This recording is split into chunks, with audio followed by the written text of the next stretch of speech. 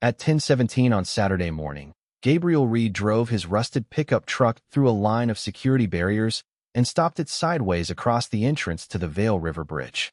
400 guests fell silent. Television cameras turned away from the ribbon-cutting platform. Police officers reached for their radios. At the center of the bridge, Elena Vail, the CEO who had fired Gabriel 11 days earlier, stood frozen beside the governor. A black ceremonial car was approaching the entrance. Elena's 16-year-old daughter, Clara, sat in the back seat.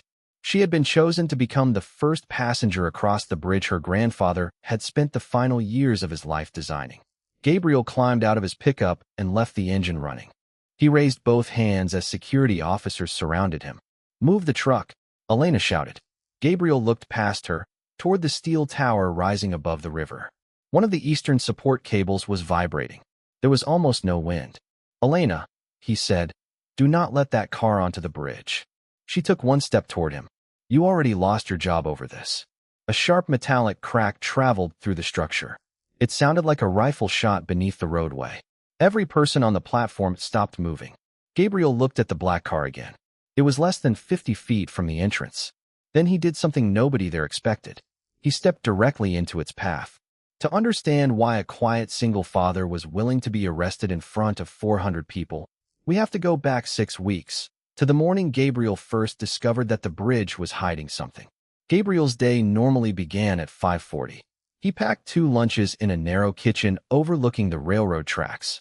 One turkey sandwich for himself and one strawberry jam sandwich for his 10-year-old daughter, Sophie. Sophie had recently decided that crusts were acceptable on weekdays but unnecessary on weekends. Gabriel followed the rule without asking how she had arrived at it. Their house was small, clean, and filled with objects that had outlived the people who purchased them.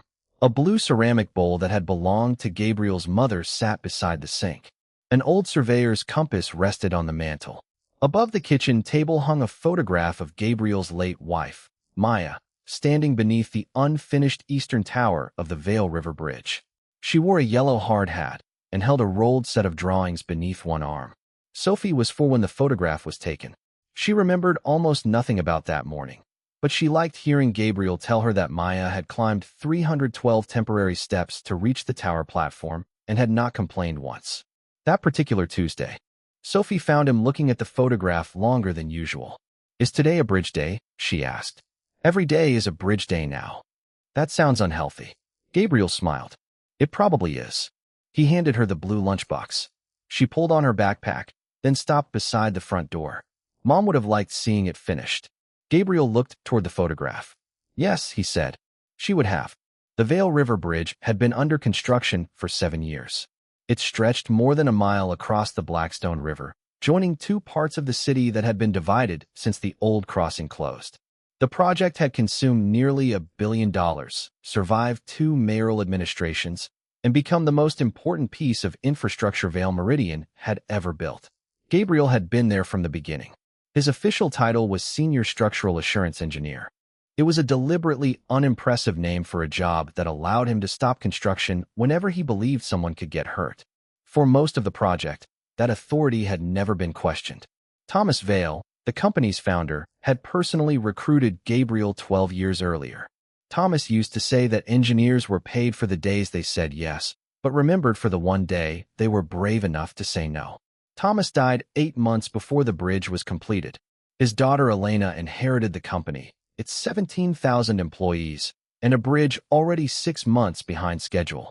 She also inherited $3 billion in debt and a board that had begun to wonder aloud whether her father's only child was capable of finishing what he started. Elena Vail was 39 years old and had spent her adult life proving that she belonged in rooms whose doors had opened because of her last name. She arrived at Vail Meridian before sunrise, left after most of the cleaning staff, and carried her father's final voicemail on a phone she no longer used. She had listened to it only once. In the recording, Thomas complained about the hospital coffee, reminded Elena to review a land agreement, and said he had something important to tell her about the bridge. He died that night.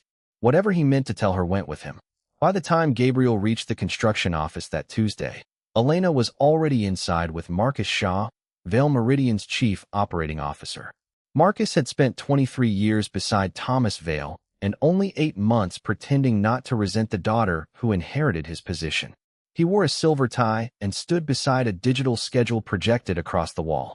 37 days remained before the ceremonial opening. The governor had confirmed attendance. National media had accepted invitations.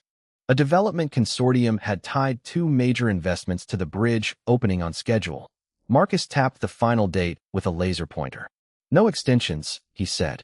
"No additional testing windows. We complete certification on the 28th and open on the 1st. Gabriel opened the inspection packet in front of him. The eastern anchorages still need a second ultrasonic examination. Marcus did not look at him. They passed. 3 passed. 2 returned incomplete images. The testing company classified them as acceptable. They classified the visible sections as acceptable. The inner welds were obscured. Elena closed the folder in front of her. Can the bridge carry traffic? That isn't the question. It is exactly the question. Gabriel turned the inspection packet toward her. A bridge does not receive one test and becomes safe forever. We verify the load path. We verify the materials. Then we verify that what was installed matches what was approved. Marcus gave a tired smile. This is what Gabriel does. If you give him 10 perfect reports, he searches for an 11th. Gabriel kept his eyes on Elena. Your father considered that a useful habit. The room changed. It was not the first time someone had mentioned Thomas in a meeting, but it was the first time Gabriel had used him to challenge her. Elena's expression remained controlled. My father also understood deadlines. He understood consequences better. Marcus stepped between them before Elena could answer. We will repeat one surface scan. Nothing more. Gabriel will receive the results and complete his certification. Gabriel looked again at the eastern anchorage data. 2 lines on the graph descended where they should have remained level. He had seen the pattern once before, 15 years earlier, on a bridge that never opened. I won't promise a signature before I see the steel. Marcus switched off the projector. Then perhaps we should find someone who will. That afternoon, Gabriel crossed the unfinished bridge on foot. The main towers rose above him like 2 enormous tuning forks. White cables descended from the towers in precise diagonal lines, holding the roadway above the dark water. Construction workers were removing temporary barriers. Electricians were testing lights along the pedestrian path. Far below, a tugboat moved slowly against the current. Gabriel stopped at eastern anchorage E17. Each stay cable entered the roadway through a steel anchor box hidden beneath the deck. Those boxes transferred thousands of tons of force into the bridge. If a weld inside one of them was incomplete, the problem might remain invisible for years.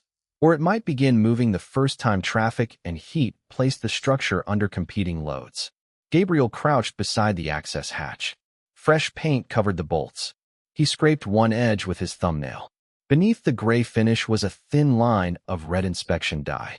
Someone had opened the hatch after the official test. He photographed it, checked the maintenance record, and found no authorized entry. At 4:20, he called the independent testing company. A technician named Luis Moreno answered. When Gabriel mentioned E17, Luis became quiet. Who asked you to reopen it? Gabriel asked. I shouldn't discuss this. Then tell me who I should discuss it with. Another silence followed. Finally, Luis lowered his voice. We found a discontinuity in the root weld. Shaw's office requested a repeat scan using a different angle. Did the second scan clear the defect? It avoided it. Gabriel stood slowly. Send me the original file. I can't. Luis, if that weld opens under load, the eastern deck could rotate. I know. Then send me the file. The call ended. Gabriel remained beside the access hatch until the bridge lights came on. At home that evening, Sophie sat at the kitchen table building a suspension bridge from wooden craft sticks.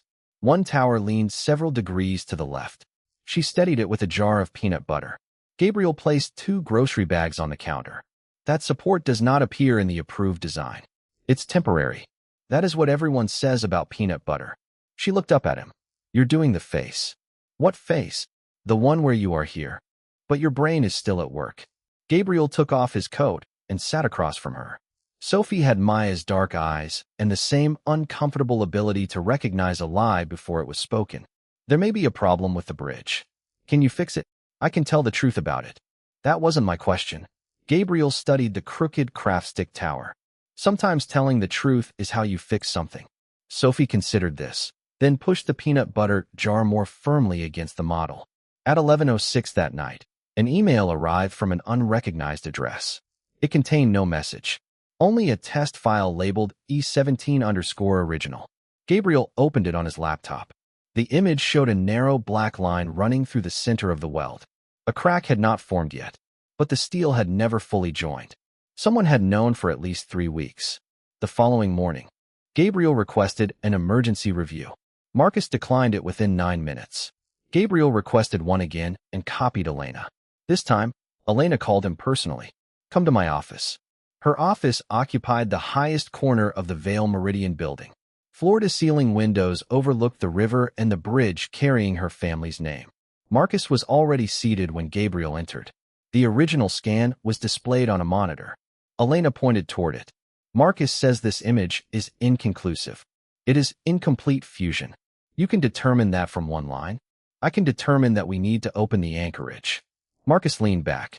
"Opening it means removing the protective housing, detentioning a stay cable, and delaying the project by at least 4 months. Then we delay it." Elena stared at Gabriel. "You are asking me to postpone the largest public project in this company's history because of an image even the testing contractor will not classify as a failure. I am asking you to inspect the part holding up your bridge." "Our bridge?" "No, not until I certify it." Marcus slid a document across the desk. It was a summary certification bearing Gabriel's name and employee number. The signature line was empty. "You are not being asked to ignore anything," Marcus said. "Sign the preliminary approval. We will monitor E17 after opening." Gabriel did not touch the paper. "You cannot monitor a hidden weld while traffic is loading it. We have sensors. The sensors were designed to warn us before long-term fatigue damage. They were not designed to excuse defective construction." Elena moved to the window. The bridge was visible in the distance, its white cables catching the morning light. "My father promised this city a crossing," she said. "Businesses have waited 7 years. Families drive 40 minutes around the river every day. If we delay again, thousands of people pay for it. If we open it without checking E17, they may pay more." She turned toward him. "Are you completely certain it will fail?"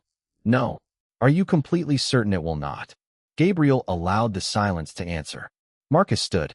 "We cannot run a billion-dollar company according to the fears of one engineer." Gabriel finally looked at him. "Then show Elena the first inspection request." For the first time, Marcus's expression shifted. Only slightly, but Elena noticed. "What first request?" Gabriel placed Luis's original file on her desk. "The testing contractor found this 3 weeks before I did. Someone from this building ordered a second scan that moved around the defect." Marcus's face hardened. "That is an accusation. It's a timestamp." Elena looked from one man to the other.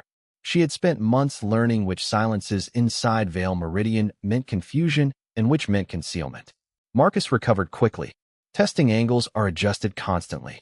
Gabriel is turning a normal technical decision into a conspiracy because he cannot accept that perfect safety does not exist." "No," Gabriel said.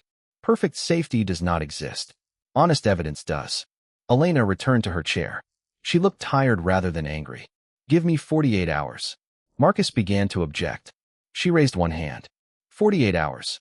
No certification until I review the testing chain myself." Gabriel nodded and left. He did not see Marcus remain behind. He did not hear the conversation that followed. And he did not know that Marcus had already promised the bridge's steel subcontractor that E17 would never be opened. 3 years earlier, Marcus approved a cheaper welding process proposed by Braddock Steel. The change saved Vale Meridian $14 million. $2 million of that amount traveled through a consulting company owned by Marcus's brother-in-law. Thomas Vale discovered the payment shortly before his death. That was what he intended to tell Elena. Marcus had spent 8 months searching for the file Thomas prepared. He never found it. By Friday morning, Elena had received 11 technical opinions. 10 said the bridge would probably remain stable. 1 said probability was not certification. Marcus placed the 10 favorable summaries on top. He placed Gabriel's beneath them. At noon, Elena entered the bridge control room where 40 engineers and contractors were preparing the final systems test. Gabriel stood at the central console. "Elena," he said. The strain reading on E17 moved again overnight. "How much?" 4%. Marcus answered before Gabriel could continue. Temperature adjustment. The western cables did not move. Different sun exposure. It happened at 2 o'clock in the morning. Elena looked around the room. Every conversation had stopped. The opening was 15 days away. The governor's office had issued the final schedule that morning. Vale Meridian's lenders were waiting for certification before releasing emergency financing. Marcus placed the approval document beside Gabriel's keyboard. "We have completed every required test," he said. Gabriel looked at Elena rather than the paper. "I need the anchorage opened." "We discussed this," she said. "We discussed the scan. Now the cable is moving. The sensor may be faulty." "Then let me prove it." Marcus exhaled sharply. "We are finished proving things. Sign the approval." Gabriel waited for Elena to correct him. She did not. Instead, she looked at the countdown clock above the control room windows. 14 days, 21 hours, and 6 minutes remained. "My father trusted you," she said. "I have tried to do the same. But this company cannot survive another delay based on something you believe might happen." Gabriel removed his security badge and placed it beside the unsigned document. "Elena, if I put my name on that bridge, Sophie will cross it someday. This is not about your daughter. That is where you are wrong. Every car carries someone's daughter." Marcus pushed the paper closer. "Approve it or leave." Gabriel looked at Elena one final time. She said nothing. He closed his laptop, lifted a black inspection folder from the console, and walked out. No one tried to stop him. By 3 o'clock, his company access had been terminated. At 3:20, Marcus assigned certification authority to a recently promoted engineer named Peter Lang. Peter had 2 children, a mortgage, and 6 years less experience than Gabriel. He signed the preliminary approval the following morning. When Gabriel arrived home, Sophie was sitting on the front steps. She saw the cardboard box in his hands. "You told the truth?" "I did." "Did it fix anything?" "Not yet." She stood and took the box from him. It was heavier than she expected, but she refused to give it back. Inside the house, Gabriel placed the black folder on the kitchen table. It contained photographs, strain graphs, inspection timestamps, and a handwritten note Maya had left 6 years earlier. Maya Reed had designed the bridge's acoustic monitoring system. Tiny sensors inside the anchorages listened for changes in the steel. A microscopic fracture released energy in a pattern the sensors could recognize. Before cancer forced her away from the project, she made Gabriel promise that the system would never be treated as a decoration. "Steel speaks before it breaks," she had written. "Someone has to be willing to listen." Gabriel had read the sentence hundreds of times. That night, he read it once more. Across the city, Elena ate dinner with Clara in a house much larger and quieter than Gabriel's. Clara scrolled through photographs of the bridge opening on her phone. "They want me in the first car," she said. Elena looked up. "Who does?" "Mr. Shaw's media team. They said it represents 3 generations of the Vale family." "You don't have to do it." "I want to." Clara turned her phone around. An old photograph showed Thomas Vale standing beside the bridge's first foundation shaft. Maya and Gabriel Reed were behind him. "Is this the engineer you fired?" Elena studied the picture. "I did not fire him. You let someone else do it." The words landed more precisely than Clara intended. Elena put down her fork. "He refused to certify the bridge." "Why?" "He believes one of the anchorages may be defective." Clara glanced again at the opening photographs. "And you still want me in the first car?" Elena did not answer immediately. That delay frightened Clara more than an answer would have. The next morning, Elena requested the original procurement records for E17. The digital folder was empty. She searched her father's archived email. 3 messages had been deleted from the server during the week after his death. At 9:40, she called Gabriel. His number went to voicemail. She did not leave a message.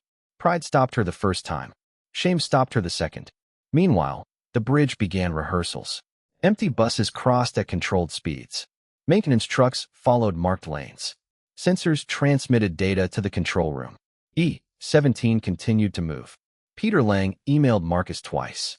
Marcus instructed him to recalibrate the sensor. Peter complied. The warning disappeared from the main dashboard.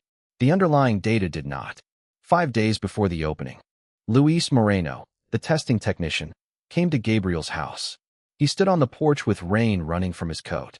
"I changed the report," Luis said. Gabriel let him inside. Luis placed a flash drive on the kitchen table. Shaw told our company that Vale Meridian would cancel every testing contract we had if we delayed the project. My manager ordered me to repeat the scan from an angle that would not show the center of the weld. Will you testify to that? Luis looked towards Sophie's school photograph on the refrigerator. I have a son starting college. So you need the job. I need every job. Gabriel pushed the flash drive back toward him. Then keep it. Luis stared at him. I thought you wanted proof. I want you to decide what kind of man your son believes you are. I cannot decide it for you. Luis left the drive on the table. He signed a statement the following afternoon. 2 days before the opening, Gabriel sent Elena the original scan, the strain history, Luis's statement, and Maya's sensor specifications. The email returned an automated message. His address had been blocked from the corporate network. He printed everything and drove to Vale Meridian. Security would not allow him beyond the lobby. He left the envelope at the front desk, addressed to Elena personally. Marcus collected it 11 minutes later. Elena never saw it. On Friday evening, Sophie found Gabriel sitting alone in his pickup outside their house. The opening was the next morning. You can't stop thinking about it, she said. No. Are people going to get hurt? I don't know. That means yes in adult language. Gabriel looked at her. She climbed into the passenger seat and shut the door. What would Mom do? He looked through the windshield at the railway signal, changing from red to green. She would make more noise than I have. Then maybe you're being too quiet. At 6:15 the following morning, Gabriel drove to the bridge. Security barriers had already been installed. Police vehicles lined the approach. News crews were assembling cameras beside the ceremonial platform. From a public road below the eastern span, Gabriel used binoculars to examine the cables. The morning was cool, but the temperature was expected to rise quickly. As the deck warmed, the steel would expand. The cables would redistribute the additional force through the anchor boxes. At 8:32, E-17 began vibrating. At 8:41, Gabriel called the bridge control room.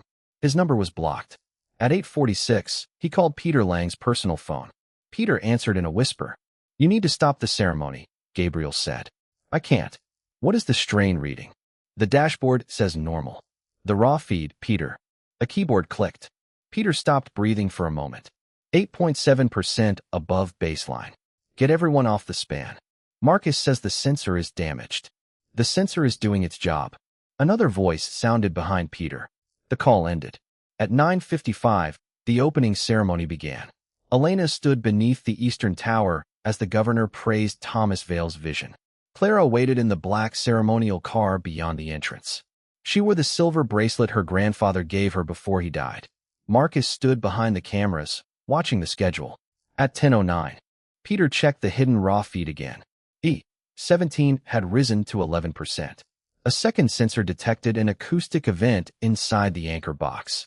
He ran toward the platform. 2 security officers stopped him because his credential only permitted access to the control zone. At 10:13, Luis called Gabriel. The root weld is opening. Gabriel started his truck. The nearest construction entrance was blocked by temporary barriers. He drove onto the grass, crossed a shallow drainage ditch, and accelerated toward the ceremonial approach. A security guard stepped aside. Gabriel broke through the lightweight barrier at 10:17 and turned his pickup across the bridge entrance. 400 guests fell silent. The governor stopped speaking. Elena stared at the truck. Clara's car continued toward him. Gabriel climbed out. Move the truck, Elena shouted. He pointed toward E-17. Do not let Clara onto the bridge. You have no right to be here. I know. Security officers surrounded him. Marcus reached the platform microphone. This man is a former employee engaged in a personal dispute with the company. Remove him immediately. Gabriel looked at Elena. The weld is opening. You cannot know that from here. Maya's sensor recorded an acoustic event 8 minutes ago. Elena's expression changed when she heard Maya's name. Marcus signaled to the police. Gabriel stepped in front of Clara's car. The driver slammed on the brakes. Clara leaned forward inside the vehicle. Then came the first crack. The sound traveled through the deck and struck the tower like a hammer. Guests turned toward the river. A thin line appeared in the roadway beside the eastern anchorage. The second crack was louder. One steel plate beneath the deck shifted less than half an inch. It was enough. The cable above them snapped sideways, not breaking, but shedding part of its load into the neighboring stays. The roadway dropped 3 inches. People screamed. Gabriel pulled open the ceremonial car's rear door. Clara out. She did not argue. He led her behind the pickup as police began clearing the platform. Elena, Gabriel shouted. Move everyone toward the eastern approach. Nobody goes past the first expansion joint. Elena took the microphone from Marcus. For 1 second, he resisted letting it go. That was all she needed to understand. Evacuate the bridge, she ordered. Now. The governor's security team began moving guests. Engineers ran toward the tower. Police closed both approaches. Gabriel found Peter near the control vehicle. Can you access the manual dampers? Yes. Release load from E17 in 5% stages. Do not detention at all at once. Peter opened the control panel. What if the adjacent anchors are compromised? Gabriel looked at Marcus. That is what we are about to find out. For 23 minutes, Gabriel and Peter worked through the emergency sequence Maya designed years earlier. The deck stopped moving. E17 remained damaged, but the surrounding cables accepted its load. No one was injured. Clara sat inside an ambulance with a blanket around her shoulders, though the morning was no longer cold. Elena stood beside her. Across the closed roadway, police officers placed Gabriel in handcuffs for breaching the security perimeter. Clara rose. He saved me. The officer looked toward Elena. One word from her would decide whether Gabriel left in a police car. Marcus moved beside her. He endangered everyone here. Press charges. Elena watched Gabriel. He had lost his job, crossed a police barrier, and placed himself in front of her daughter's car because she refused to believe him. She turned toward Marcus. Where is the original E17 report? He did not answer. Where is Gabriel's envelope? Marcus's face became still. That stillness told her everything. Elena approached the officer. Remove the handcuffs. Ms. Vale. Now. When Gabriel's hands were free, Elena stood in front of him. For the first time since she inherited the company, she did not care who was watching. You warned me. Yes. I made it impossible for you to warn me again. Gabriel glanced toward Clara. She's safe. We can discuss the rest later. But there was no later for Marcus Shaw. Police recovered Gabriel's envelope from a locked drawer in Marcus's temporary office. Financial investigators found payments linking him to Braddock Steel. The original weld records revealed defects in 3 additional anchor boxes. None had progressed as far as E17. The opening was postponed for 5 months. Vale Meridian's share price fell for 11 days. Then Elena held a press conference. She did not blame a subcontractor. She did not describe the failure as an unforeseeable technical event. She stood beside the closed bridge and accepted responsibility. We did not lack evidence, she said. We lacked the courage to listen to the person presenting it. She publicly released every inspection record. She invited an independent state panel to oversee the repairs. Then she announced that no Vale Meridian executive would receive a performance bonus that year, including her. 3 days later, Elena drove to Gabriel's house. She arrived without an assistant, lawyer, or security vehicle. Sophie opened the door. You're the bridge lady. Elena looked briefly surprised. I suppose I am. My dad is making pancakes. At 4 in the afternoon. He makes them when he's worried. Gabriel appeared behind her. He held a dish towel in one hand. Elena, I came to offer you your job back. No. She had prepared for anger, conditions, or negotiation. She had not prepared for one word. I haven't explained the position. I don't want my old position. You would report directly to me. Full authority over structural assurance. That authority should not depend on whether a CEO happens to trust one engineer. Elena lowered the folder she was carrying. What do you want? An independent safety office. Protected funding. Public reports. No project executive able to remove an objection from the record. That would allow your department to delay any project in the company. Yes. For how long? As long as the evidence requires. Sophie appeared between them holding a plate. Do you want a pancake? Elena looked at Gabriel. He moved aside.